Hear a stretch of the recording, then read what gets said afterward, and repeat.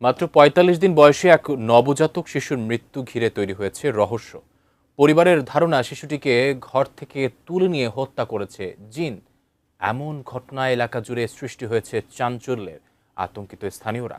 কোরআন হাদিসের আলোকে এমন ঘটনা নজিরবিহীন মন্তব্য আলেম ওলামাদের। তদন্তের মাধ্যমে রহস্য উদ্ঘাটন প্রয়োজন বলে মনে করেন সচেতন মহল। চাঁদপুর প্রতিনিধি বিল্লাল ধালির পাঠানো তথ্যচিত্রে বিস্তারিত ডেস্ক রিপোর্টে।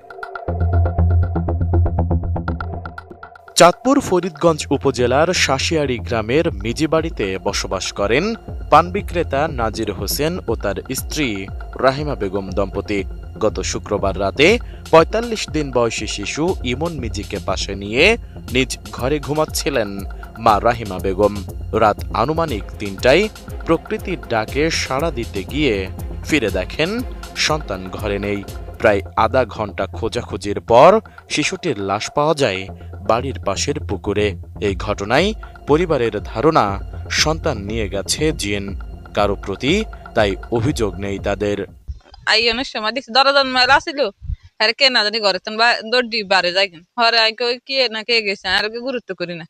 মনে তো ঘুমন ঘর দেখি বিছনার ভিতরে মনে নেই, তাড়াতাড়ি দৌড়িছে মনে কেন দাঁড়ান কে না জানি দৌড়ি দেখলাম হেমি গেল।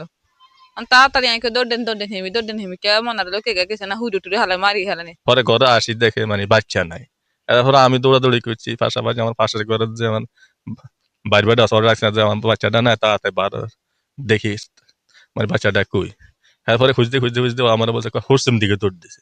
তো হরসিম একটা পুকুর আছে। এরপরে আমি মনে করছিলাম মানুষে নিয়ে গেছে, মানুষে দৌড়াই দিছে, ওইদিকে যান না পুকুরে ফালাই দিছে। এরপরে দোনোজন পুকুরে ফালাই দিছে আর অন্ধের বাচ্চাটা বাঁচতেছে। আর আমি বাচ্চাটা হয়তো জীবিত থাকতে পারে, তাড়াতাড়ি বাচ্চাটা উঠে এলেছে। পরে উঠে দিয়ে বাচ্চাটা মরা হরে ঘরও আনছে। তারপর আমাকে স্বাস্থ্য বাইরে ফোন দিছে, কেউ ভয়ে আসতেছে না। ৩২ ইঞ্চি জেভিকো টিভি এখন মাত্র ১৫,০০০ টাকায়, সাথে পাচ্ছেন ৩ বছরের প্যানেল ওয়ারেন্টি। ঘটনাটি জানাজানি হলে চাঞ্চল্য সৃষ্টি হয় সবার মাঝে। আতঙ্ক ছড়িয়ে পড়ে পুরো গ্রামে। স্থানীয়রা জানান এমন ঘটনা আগে কখনো শোনেননি তারা। বর্তমানে ২০২৬ সালে আইসা জিনে একটা বাচ্চার ঘর থেকে নিয়ে যাইব, এটা বিশ্বাসযোগ্য কেমন এটা মানুষে বলতে পারবে? এটা আমার বিশ্বাসযোগ্য হয় না, বিশ্বাসযোগ্য না। আমার এতে মনে হয় যে এরকম হওয়ার না, কিন্তু এখন ওরকমই শুনে আসতেছি যে এরকম হয়েছে। এরকম আতঙ্কিত হয়ে গেছে, আমরাও দেখি আতঙ্কিত হয়েছে। এত শিশু বাচ্চাটা কে মারবে, কে নিবে? তাদের শত্রুতা নাই। মুসলমানদের পবিত্র ধর্মগ্রন্থ কোরআন শরীফে জিনের কথা উল্লেখ আছে, তবে নজির নেই মানুষ হত্যার, জানান আলেম ওলামাগণ। ঘটনাটি রহস্যজনক, তাই সুষ্ঠু তদন্তের দাবি তাদের।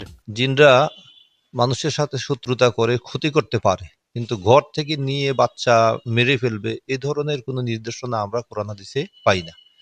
এখন যদি তদন্ত করা হয়, ছোট বাচ্চা ৪৫ দিনের বাচ্চা, এই বাচ্চা যে মারা গেছে, এটা তদন্ত করলে হয়তো এটার কোনো রহস্য বের হয়ে আসবে। জিনরা এই ধরনের কাজ সাধারণত করে না এবং করার ক্ষমতাও তাদের নাই।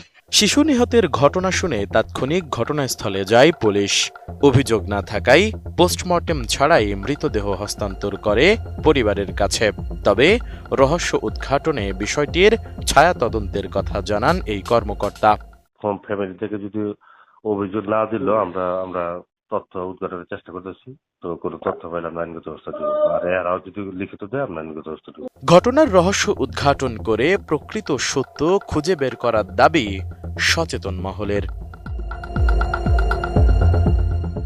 Desk report,